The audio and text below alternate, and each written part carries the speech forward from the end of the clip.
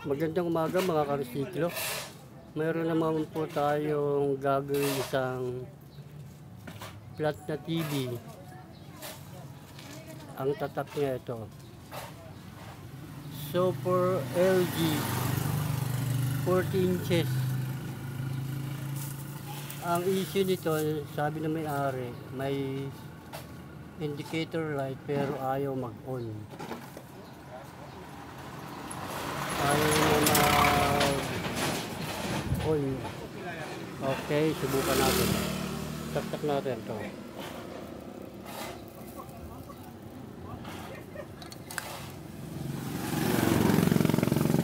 Yan siya. May indicator light siya. Pero ayaw niya mag-on. Namamatay naman yung standby niya, pero walang display. Uli. Ayan.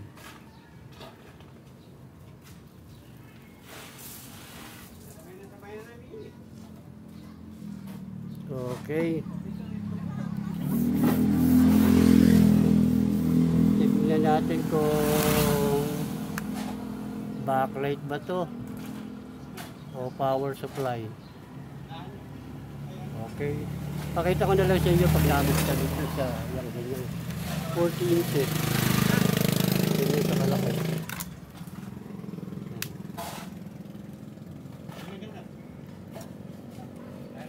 Okay, pakita ko na lang sa inyo pag nabuksan ko na.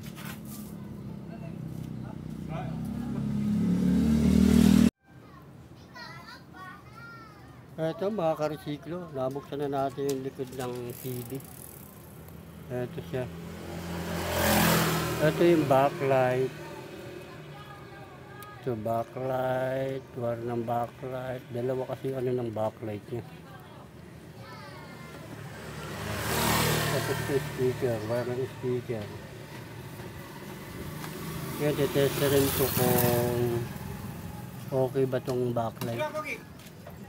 Hindi yung papa mo, pinahirapan ko. Okay, pakita ko na lang sa inyo kung umiilaw itong backlight.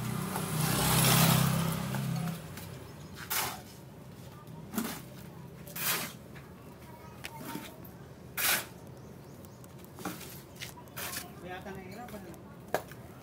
Hindi papa mo, pinahirapan.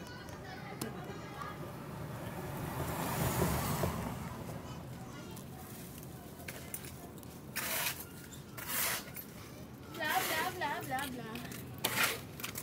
Bibili ka mo lakad mo tayo dito. Pati ka kaya ka na.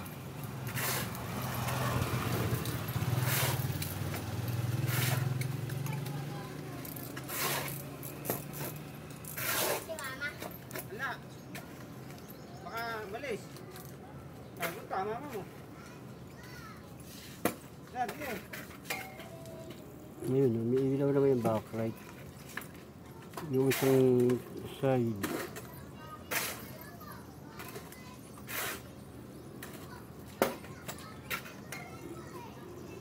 Kaya lang, itong isang na to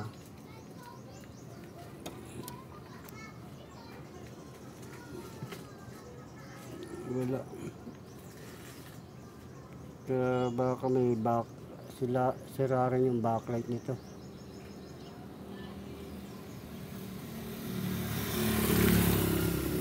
Okay, hanapin ko muna yung salarin, saka ko pakikita sa inyo.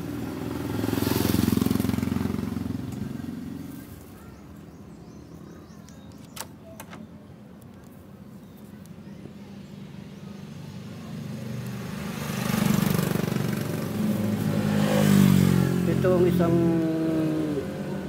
wire na to para sa backlight. Umiilaw. Ito yung hindi umiilaw, itong isa.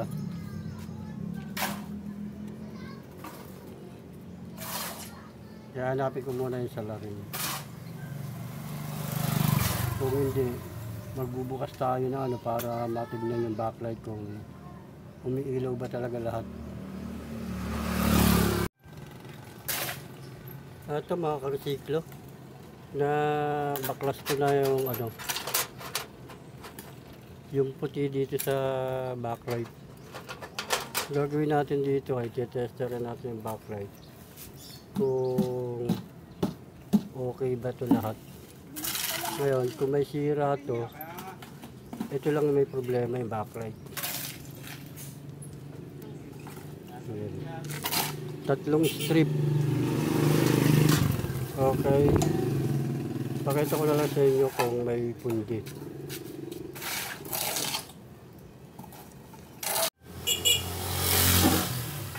Ito mga karesiklo, isang strip ang pundi ng backlight ito. Isang strip, tapos pinalitan ko lang ito. Ito yung pinalit ko. 7 ilaw rin. 2, 4, 6, 7. 2, 4, 6, 7.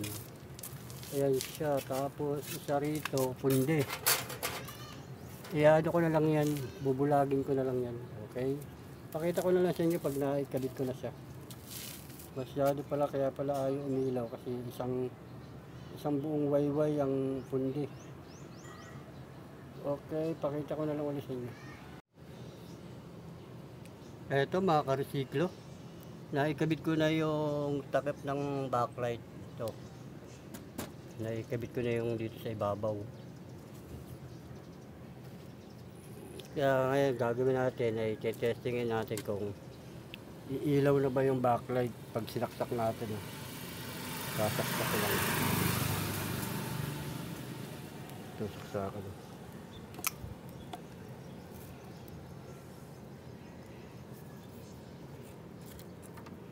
Ayun, nagka-indicator light na siya.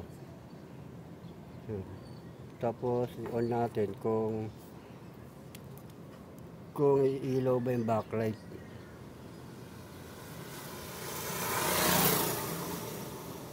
Ayun, nawala na yung ilaw.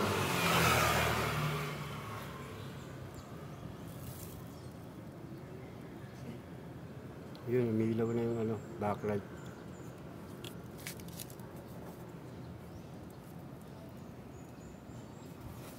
Ayun, umilaw na. Papatayin ko. Ayan. Bubuhayin ko.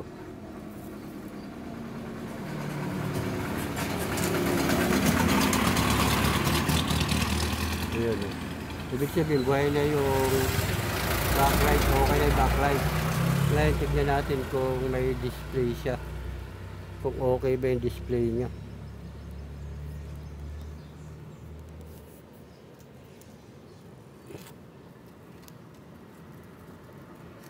Hirap ah.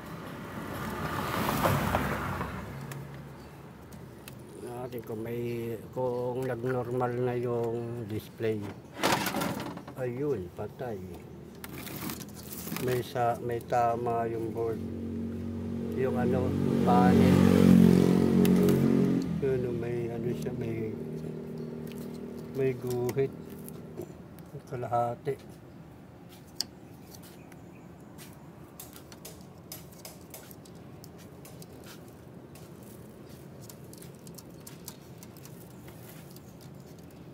May problema pa mga karesiklo.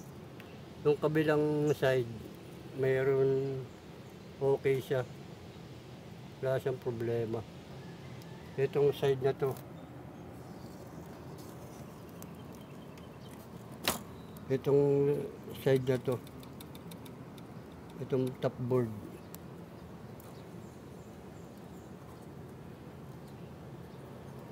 Itong kabilang top board na to ang may problema ito. Kasi wala eh. May tama talaga siya.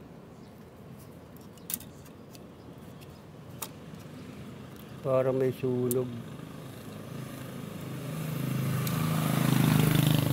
Tingnan nga uli natin.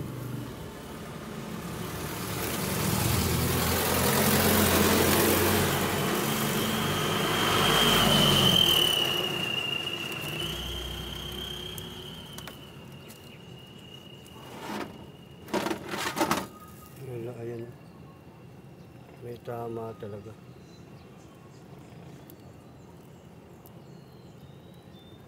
May tama yung kalahati. Naku, patay. Malaki problema.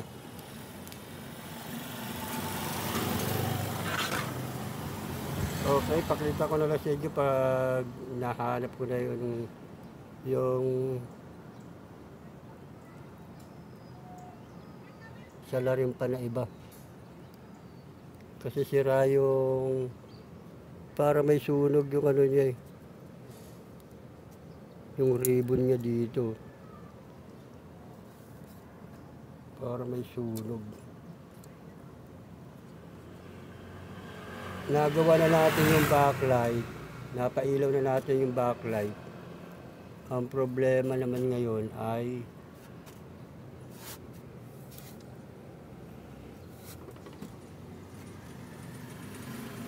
itong ano, yung sa panel. Okay, pakita ko na lang sa inyo pag ano, nahanap ko na yung salarin.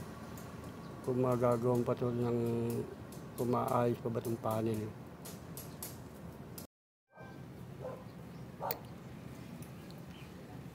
Ito mga karesiklo, mukhang magpapalit talaga ng panel kasi hindi na siya makuha.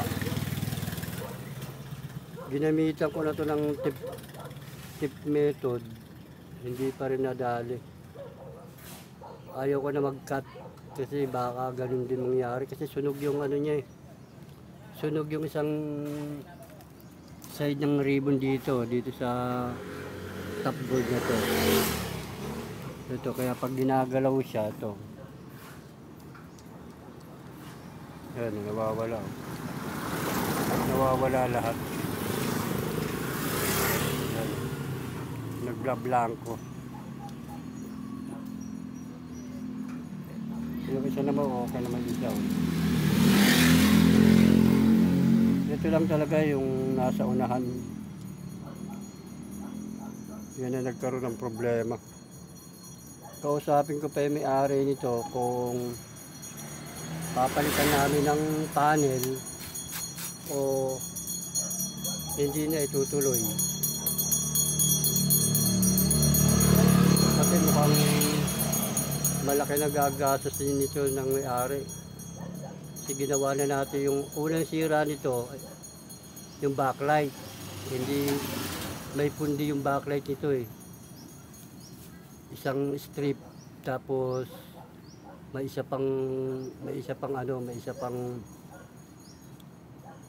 bumbilya. Kaya pinalitan ko ng isang strip tapos binulag ko yung isang bumbilya. Okay na yung backlight. Ngayon nung tinesting na natin, yung naikabit ko na to lahat, yan ang kinalabasan to, nagkaroon siya ng ganito. Meron para damage yung panel. Tapos nung chinek ko yung mga ribbon, nakita ko rito sa isang top board niya dito sa dulo. Ito sa unahan to. May sunog. May sunog yung ano niya, yung ribbon na to. Kaya pag ano, ginagalaw-galaw yan. Ginamitan ko na siya ng tip method, hindi pa rin nakuha. Ganyan pa rin kinalabasan. Kaya ayaw ko na mag-cut. Magka-cut pa sana ako, kaya lang baka kasi hindi na rin makuha sa cut. Kaya hindi ko na lang ginawa. Kakausapin ko na rin ni Ari. Okay, mga karesiklo.